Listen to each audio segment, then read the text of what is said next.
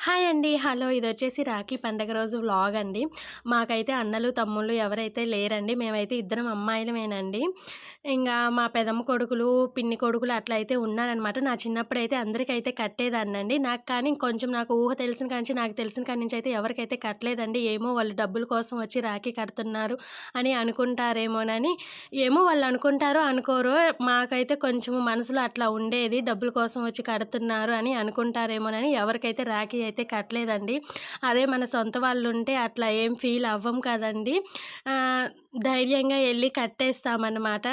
ఇంగ అలాగా ఇంగా దేవుడు మాకు ఇవ్వకపోయినా మా పిల్లలకైతే ఇచ్చాడండి. ఇదిగోండి మా షాప్ కాడ నుంచొచ్చయితే నేను ఇంగ ఐషు చేత వాళ్ళ తమ్ముడికైతే రాఖీ అయితే కట్టిస్తున్నానండి. చూసారు గదా!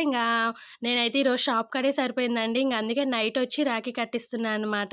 వ్లాగ్ అయితే ఇదండి. మీకు నచ్చినట్టయితే ప్లీజ్ లైక్, షేర్, సబ్స్క్రైబ్.